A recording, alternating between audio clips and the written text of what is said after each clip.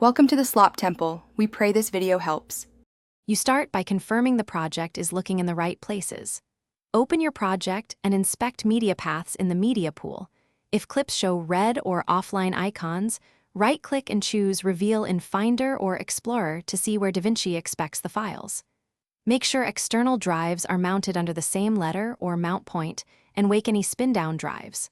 Once done, relink missing folders rather than individual clips to save time and avoid future path mismatches. Next, relink and refresh to reattach the media.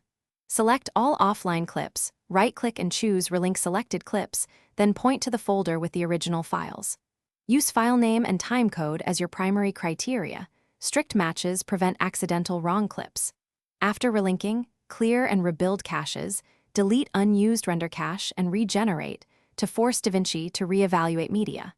Make sure optimized media and proxies are toggled appropriately. And toggle playback proxy toggle. Finish by verifying format compatibility and the project database. If relinking fails, confirm codecs are supported.